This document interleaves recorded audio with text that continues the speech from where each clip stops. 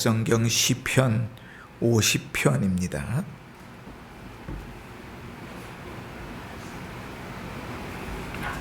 (22절) (23절) 두 절을 함께 읽습니다. 제가 봉독합니다. 22절 23절 제가 봉독할 때 하나님의 음성을 들으시길 바랍니다. 하나님을 잊어버린 너희여, 이제 이를 생각하라. 그렇지 아니하면 내가 너희를 찢으리니 건질 자 없으리라. 감사로 제사를 드리는 자가 나를 영화롭게 하나니 그의 행위를 옳게 하는 자에게 내가 하나님의 구원을 보이리라. 아멘. 한 주간도 평안하셨지요? 오늘 우리는 맥주감사절 예배로 드립니다. 매년 7월 첫째 주일을 맥주절 예배로 드리고 11월 셋째 주일을 추수감사 예배로 드립니다. 그러나 또 매년 맥주절 예배를 드릴 때마다 저는 이 맥주절의 의미가 무엇인지 늘 내 서두에 설교합니다. 8년째 오늘까지 이제 설교하는 이유는 우리가 잘못된 신앙에 서서 맥주절 예배를 드릴까 봐. 우리 교회는 성경적 신앙을 표방하는 교회인데 교회가 표방하는 것과 무관하게 자기 나름대로의 신앙을 가지고 신앙을 할까 봐. 그래서 이 맥주절의 의미가 무엇인지를 다시금 되짚고 맥주절 예배를 통해서 우리가 어떻게 하나님을 예배해야 될 것인가 하는 것들을 생각하게 됩니다. 먼저 우리가 생각해야 될 것은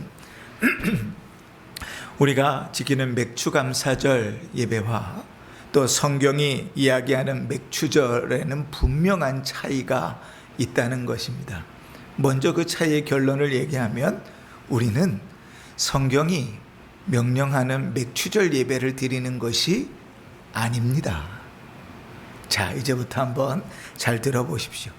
성경의 맥주절이라, 맥주절을 지키라 명령하신 내용은 두 군데 나옵니다. 출애굽기 23장 16절에 보면 맥주절을 지키라. 이는 내가 수고하여 밭에 뿌린 것에 첫 열매를 거두름이라 이렇게 얘기했고, 출애굽기 34장 22절에 보면 77절 곧 맥주의 초실절을 지키고 가을에는 수장절을 지키라 이렇게 명령합니다. 그런데 이 본문이 참 재미있습니다. 먼저 출애굽기 23장에 맥주절을 지키라 이렇게 우리나라 성경에는 번역되어 있는데 히브리어 성경에도, 그것을 번역한 어떤 성경에도 보리를 언급하고 있는 내용이 없습니다. 그러니까 원래 그 내용을 그대로 번역하면 추수의 절기를 지키라 이런 뜻이에요. 영어 성경에는 Feast of Harvest 이렇게 얘기했어요. 추수의 절기를 지키라. 그러니까 보리를 추수하는 것을 지켜라 이게 아니고 추수의 절기를 지키라. 출애굽기 34장에 가면 여기는 맥주의 초실절 콕 집어서 이야기하지요. 그러나 히브리어 원문을 보면 맥주, 보리의 초실절 처음 익은 것이 아니라 밀의 초실절, 밀을 처음 거둘 때에 이렇게 되어 있습니다. 그러니까 우리말 성경 번역이 좀 문제가 있다 이렇게 생각해야 돼요. 원래 히브리어 성경에는 보리에 대한 언급이 전혀 없거든요. 그러면 잘못 번역된 건가? 여기에서 우리가 조금 더 생각을 해야 됩니다. 이스라엘은 1년에 추수를 3번 했습니다. 처음에 3, 4월쯤 되면 보리를 추수했고, 그 다음에 보리 추수가 끝나면 곧바로 이제 5, 6월 달에 밀을 추수했습니다. 보리를 추수할 때 처음 보리를 딱 베어가지고 추수의 시작에 감사하며 하나님께서 명령하신 것은 초실절, 처음 열매를 하나님께 드리라 그래서 초실절을 지켰습니다. 그러니까 우리가 굳이 보리의 추수를 지키려고 한다면 초실절을 지켜야 하는 게 맞지요. 이스라엘 백성들은 보리를 처음 베가지고 하나님께 초실절을 드렸으니까요. 그러고 나서 보리를 처음 벤 것부터 시작해서 50일 동안 이 이스라엘 백성들은 보리와 밀을 추수합니다. 그리고 밀 추수까지 다 끝나면 그거를 다 모아가지고 하나님 앞에 절기를 지키는데 그게 77절입니다. 왜 77절일까요? 7주 동안 지키는 거예요. 일주일은 며칠로 돼 있죠? 7일로 돼 있죠. 그러니까 7, 7에 49, 그리고 49일이 지나 하루 50일째 하나님께 77절을 드리는 거예요. 이런 하나님의 절기는 이제 나중에 또 우리가 웨스트민스터 신앙고백서 하면서 공부하겠지만, 이 하나님의 절기는 이스라엘 백성들에게 주어진 농업에 대한 절기도 있고 구원에 대한 절기도 있고 구속에 대한 절기도 있는데, 그게 아주 하나님 철저하게 딱 맞추어서 그 일들을 해내가십니다. 그래서 처음 초실절을 지킬 때는 언젠가 6월절을 지키고 그 다음 날부터 일주일 동안 무교절을 지킨 다음에 그 다음 날이 초실절입니다. 77절은 뭐와 연결되는가? 그렇게 77에 49일이 지나고 50일이 되던 때인데, 이 50일이 되던 때는 우리에게 77절보다 뭐가 더 익숙해요? 오순절이 더 익숙하죠. 그죠? 성령께서 교회를 처소 삼아 임하셨을 때. 그러니까 굳이 우리가 77절을 맥추절이라고 우겨서 지키려면 성령 강림절을 지켜야 되는 게 훨씬 맞는 겁니다. 그러고 나서 맨 마지막으로 이제 9월, 10월까지 가면 이 팔레스타인에는 포도도 추수하고 뭐 올리브도 추수하고 하잖아요. 그 모든 추수를 다 마치고 수장절을 지킵니다. 이 수장절은 우리식 버전으로 하면 추수감사절 같은 거겠지요. 그렇게 이스라엘 백성들은 3번 추수합니다. 그런데 처음과 두 번째 초실절로부터 시작해서 77절까지는 하나로 묶여 있어요. 그래서 우리가 룻기서 알죠? 룻을 보면 이제 룻이 돌아왔을 때에 보리가 추수할 때라 그래요. 근데 룻기서 2장 23절에 보면 이렇게 표현합니다. 이에 룻이 보아스의 소녀들에게 가까이 있어서 보리 추수와 밀 추수를 마치기까지 며칠이에요? 50일이에요. 그러니까 두 개가 하나로 묶여져 있는 거예요. 이삭을 주우며 그의 시어머니와 함께 거주하였더라. 그치? 자, 그러니까 우리가 지금 맥추절을 지킨다고 할 때 구약 성경에 있는 맥추절을 지키라를 지키는 것이 아니라고요. 자, 더더군다나 이제 우리가 절기를 지킨다 할 때 구약의 그 모든 것들은 예수 그리스도를 예표하잖아요. 신약의 성도들은 구약의 절기들을 지킬 필요가 없었습니다. 굳이 지켜야 되면 감사절보다 6월절이 훨씬 더 중요하잖아요. 근데 6월절 지키는 교회 있어요? 왜 안 지킵니까? 그죠? 구약의 절기는 이제 신약의 예수 그리스도로 완성됐기 때문에 더 이상 지킬 이유가 없는 거예요. 그러니까 우리가 지금 구약의 맥추절을 지키라 그 말씀을 따라 지키고 있는 것이 아니라고요. 더더군다나 아까도 살펴봤지만 우리는 한문을 쓰는 문화권 아닙니까? 그죠? 한문을 쓰는 문화권이니까 일본어 성경, 중국어 성경에도 한문 있잖아요. 그지? 그때 아까 우리가 찾았던 출애굽기의 말씀들을 찾아보면 거기에 보리맥자가 쓰여진 적이 한 군데도 없어요. 우리나라만 그렇게 보리맥자를 써서 번역해놨다. 이야, 참 우리나라 성경을 누가 번역을 했는지 참 이렇게 잘못 번역하면 되나? 라고 생각하기엔 조금 섣부릅니다. 왜냐하면 우리가 잘 몰라서 그렇지요. 그럼 우리가 이것을 왜 보리 맥추라고 번역을 했는가 이해하려면 좀 우리 말에 대한 이해가 좀 필요합니다. 여러분, 우리나라는요 곡식을 말할 때 보리라는 말뿐만 아니라 다른 말도 사용했습니다.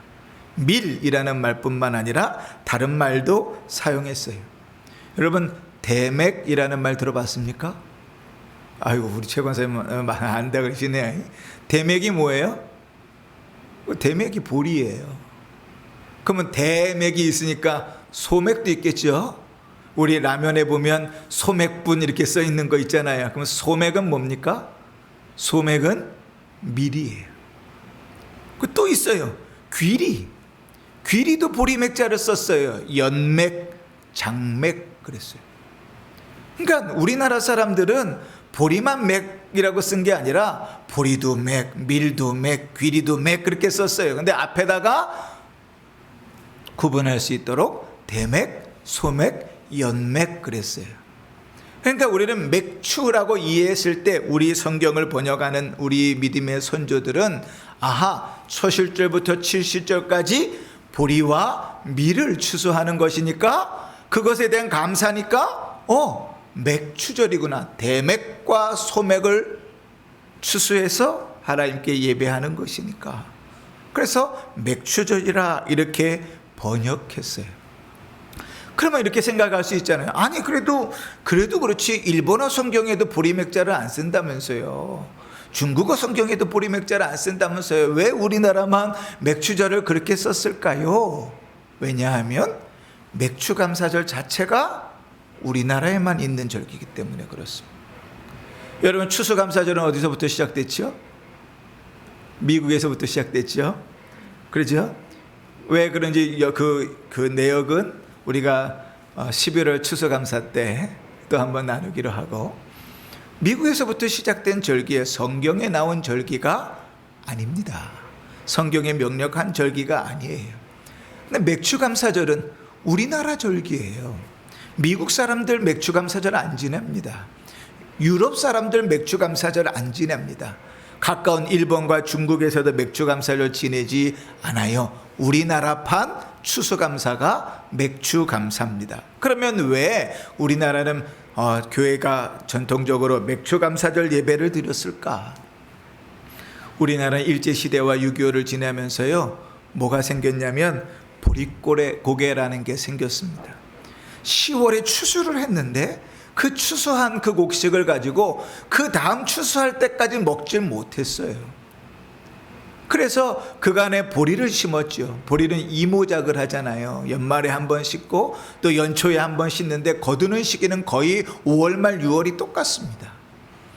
그러니까 곡식이 추수한 10월 달에 추수한 것이 연말까지 가지 않으니까 겨우 그 보리가 추수될 때까지 보릿고개를 하면서 넘어가죠. 그리고 보리 주수가 다 끝나고 나면 7월 첫 주에 우리의 조상들은 그 추수한 것을 가지고 감사함으로 하나님께 맥추감사를 드렸습니다.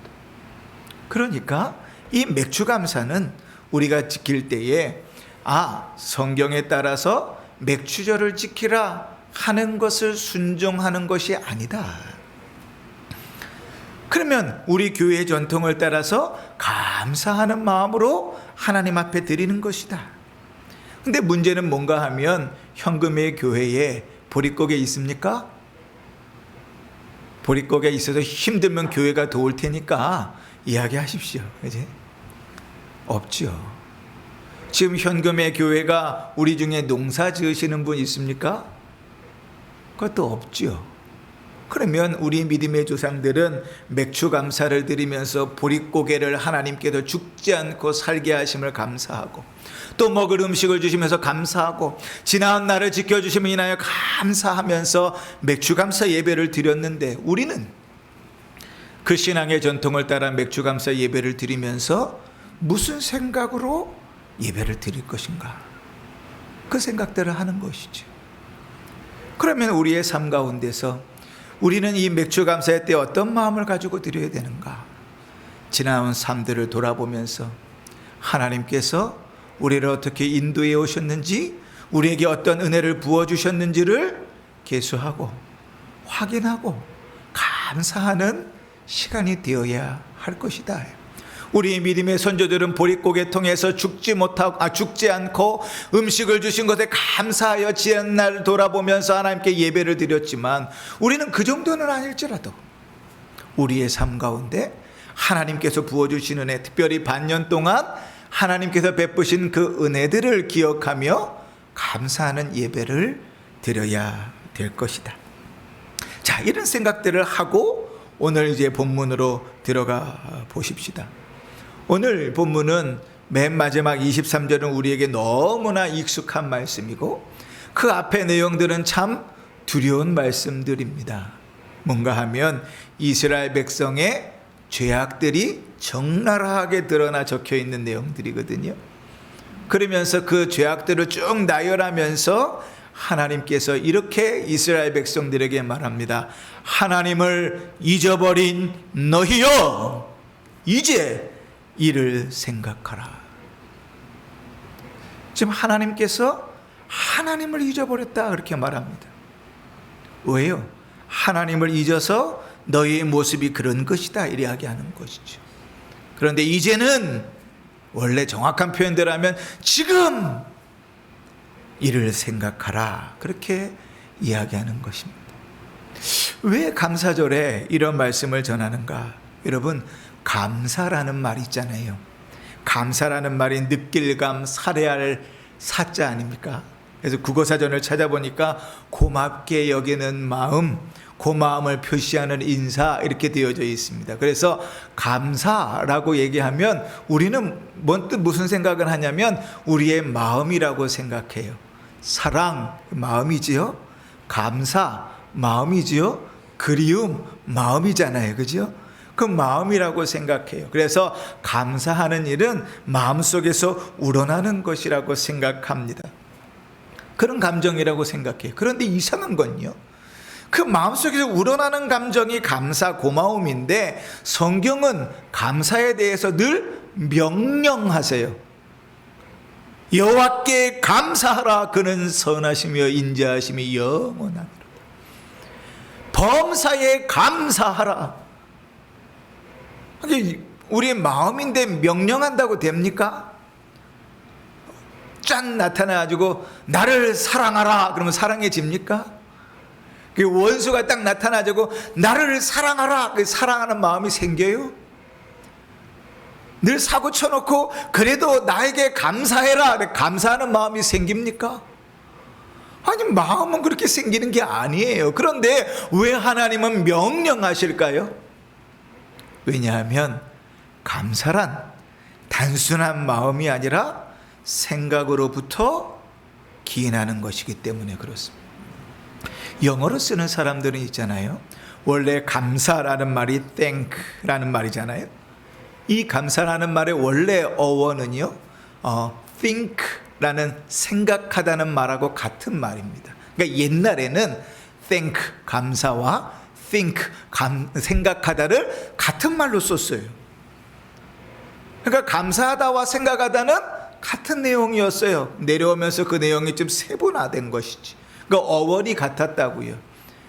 그러니까 옛날 사람들은 어떻게 생각하냐면 생각하면 감사하게 되는 것이고 감사하려면 생각해야 된다고 알았던 거예요.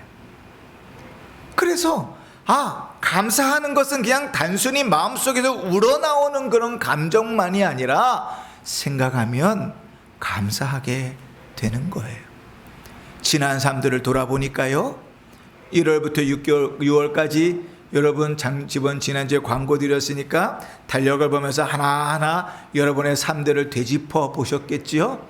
병원에 입원하셨던 분들도 있고 검사 맞았던 분들도 있고 안 좋은 일이 있었던 분들도 있고 여러 여러분의 일들이 행적들이 있었을 거예요. 그런데 6개월을 다 지나서 돌아보니 그것이 불만이 되든가요, 감사가 되든가요? 그렇죠?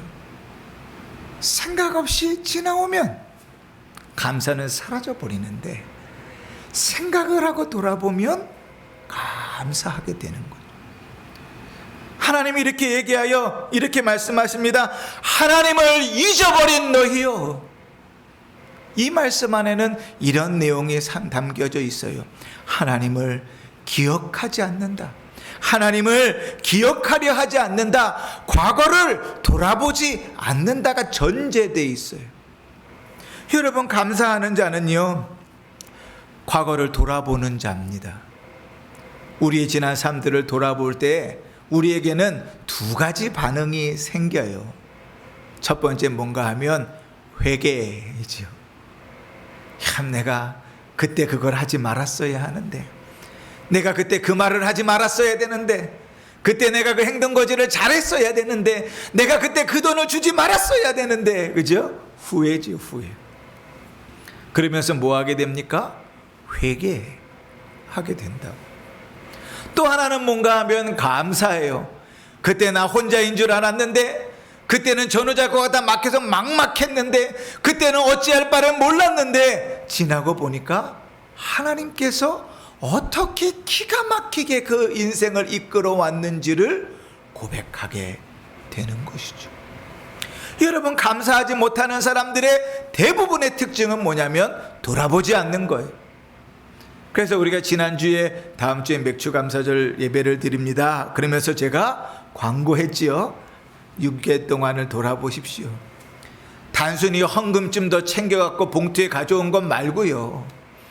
지나온 삶들을 돌아보셨던 자는 반드시 하나님께서 그 삶들 속에서 내 인생을 어떻게 이끌어 오셨는지를 보았을 것이고, 그건 감사하지 않을 수 없었을 거예요.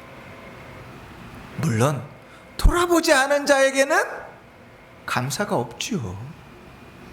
그냥 때 됐으니까 절기헌금을 드리는 것 이상 아무것도 아니지 않겠습니까? 왜 우리가 하나님 앞에 감사하지 못합니까? 돌아보지 않기 때문입니다. 하나님을 기억하지 않기 때문입니다. 우리의 인생 가운데 하나님께서 어떻게 역사하셨는지 돌아보기만 해도 우리의 입술에는 감사가 흘러나올 것인데, 그 삶을 돌아보지 않는 거예요.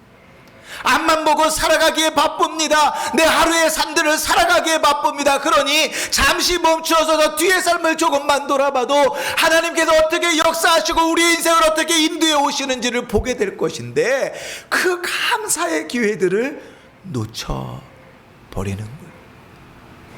여러분, 열심히 사는 것, 바쁘게 사는 것 좋습니다.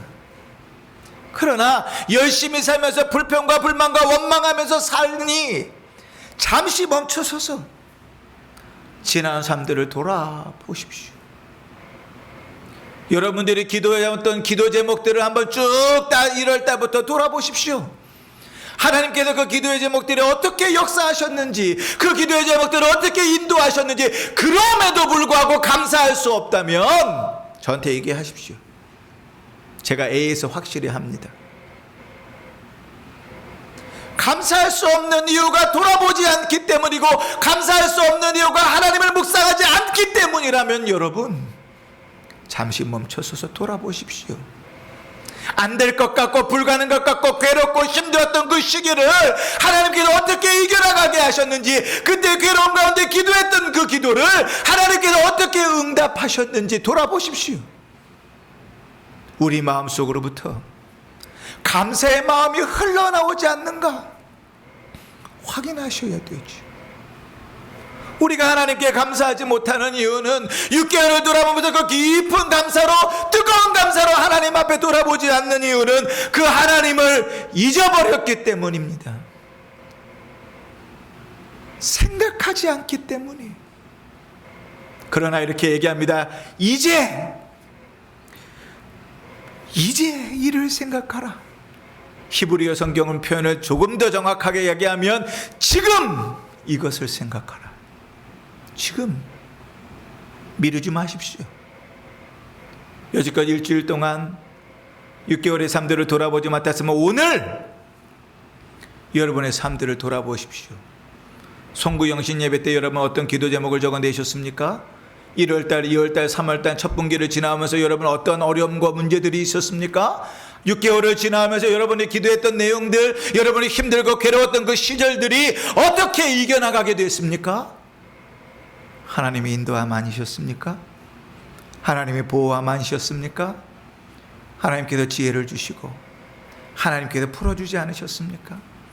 내 힘으로 이겨나간 것 같은데 가만히 살펴보면 내 계획과 내 노력으로 이루어지지 않은 그 순간순간의 연결점들, 하나님이 일하시는 흔적들을 보게 될 것입니다. 또한 여러분, 우리가 왜 하나님 앞에 감사하지 못합니까? 당연하게 여기기 때문에 그렇습니다. 익숙하다는 것, 그것은 어떤 면에서 되게 좋은 것입니다. 그 익숙한 사람을 프로페셔널, 프로 이렇게 얘기하잖아요. 전문가라 얘기하잖아요. 잘 잘하는 사람, 잘하는 사람입니다. 근데 익숙함은 한편으로는 우리를 나태하게 만듭니다. 그냥 그렇게 살아가는 것이 당연한 게 여기면 절대로 뒤를 돌아보지 않습니다. 내가 지금 한 끼를 먹는 것이 당연하면 절대로 감사할 수 없고, 내가 살아가는 것이 아무리 힘들고 어려워도 당연하다고 여기면 불평과 불만밖에 나오지 않습니다. 그러나 당연한 일이 아니라 조금 생각해 보면 하나님의 은혜가 그 가운데 어떻게 역사하고 있는지를 보게 되는 것이죠. 여러분, 우리 인생을 잘 뜯어보십시오.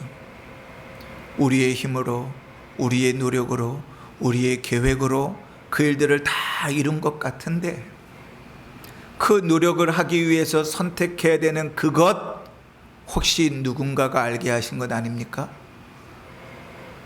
우리가 그 길을 걸어가면서 행하려고 마음 먹었는데 누군가를 만나서 우리의 생각이 바뀐 것 아닙니까? 결정적으로 우리를 이끌어 가시는 하나님의 세밀한 그 역사하심들이 우리를 더 힘내게 하고 우리로 열심을 품게 하여 그 길을 걸어가게 한 것 아닙니까? 그런데 하나님을 잊어버리니까, 생각하지 않으니까 당연하지요. 당연하면 감사하지 않습니다. 여러분, 우리는 참 바보 같아요. 건강을 완전히 싹 빼앗겨 들어 누워봐야 내가 두 발로 하나님 앞에 나가 예배할 수 있는 게 얼마나 감사한 것인지 깨닫습니다. 이가 싹 다 뽑혀봐야 내가 이로 씹어서 음식을 먹는 게 얼마나 감사한지를 압니다. 그지요? 싹 빼앗겨봐야 우리는 그제서야 그게 당연한 것이 아니구나, 감사한 일이구나 하고 깨닫게 되는 것이죠. 여러분, 지난 6개월의 삶들을 돌아보십시오. 이 맥주 감사가 그냥 오늘도 또 하루가 왔네, 한 주가 왔네 하고 앉아서 오늘도 또 봉투 하나가 늘었구나 돈 넣고 내보내는 그런 시간이 되지 않았으면 좋겠습니다. 적어도 우리가 하나님의 말씀에 신앙의 뿌리를 내리고 하루하루 예배하는 것이 믿음의 행위라면, 적어도 이 맥주 감사절에 지나온 삶들을 돌아보며 그 속에서 하나님의 흔적들을 발견하며 감사할 수 있으면 좋겠습니다. 지난주와 같이 오늘도, 오늘과 같이 다음 주도 그렇게 흘려보내는 것이 아니라 하나님의 일하심을 목도하고 하나님의 역사하심과 하나님의 보호하심과 하나님의 도우심들을 발견하면서 그 속에서 하나님께서 우리의 마음속 가운데 일으키시는 감사와 찬양으로 하나님을 예배할 수 있으면 좋겠습니다. 그 하나님을 잊어버린 자에게 주님 아주 무서운 저주를 하십니다. 그렇지 아니하면 내가 너희를 찢을 것이다. 그러나 그 하나님을 기억하는 자가 보이는 첫 번째 반응이 뭡니까? 감사로 제사 드리는 자가. 뭐가 나온다고요? 감사한다고. 예배를 드릴 때 감사한다고요. 여러분, 예배가 무너져버리고 예배가 형편없이 되어져 버렸다면 우리에게 감사가 사라졌기 때문이에요. 나를 구원하신 하나님의 감사, 나의 삶을 인도하시는 하나님에 대한 감사가 사라져버리니까 예배만큼 따분하고 괴로운 시간이 없지요. 삶을 살아가는 게 그 감사가 사라져버리면 무리하고 힘듭니다. 죽고 싶지요. 따분하지요. 감사가 생기면 기쁩니다. 감사로 제사 드리는 자가 뭐 한다고요? 하나님을 영화롭게 한다고요. 그 행위를 옳게 하는 자에게, 다른 말로 하면 그 말씀에 순종하는 자에게 하나님이 구원을 보이리라. 아니, 바로 앞에서는 찢어버리리라 심판을 얘기하셨는데 이제는 구원을 얘기하십니다. 뭐로부터 시작된 겁니까? 생각하고 주께서 주신 은혜 가운데 감사하는 자에게 주어지는 복이지요. 사랑하는 성도 여러분, 맥주감사절 예배를 드립니다. 이 기회를 빌어서 잠시 멈추어서서 간절히 바라기는 지난 6개월의 삶들을 되돌아보십시오. 내가 잘나서 내 힘으로 열심히 살아왔다고 생각할 때인데 가만히 서서 지난 6개월을 잘 돌아보십시오. 하나님께서 역사하신 흔적, 하나님께서 도우신 흔적, 하나님께서 위로하신 흔적, 하나님께서 살아가신 흔적, 그 흔적들을 발견하시고 하나님께 감사로 예배할 수 있는 성도들 되시기를 바랍니다. 우리의 삶을 돌아보아 하나님께서 부어주신 은혜들을 깊이 생각하고 하나님을 잊은 너희여, 이런 책망을 듣는 소리가 아니라 늘 하나님을 기억하고 감사로 예배하며 그 말씀에 순종하여 하나님께서 우리에게 허락하신 기쁨과 은혜와 영광을 누리는 복된 성도들 되시기를 주의 이름으로 축원합니다. 아멘. 찬송가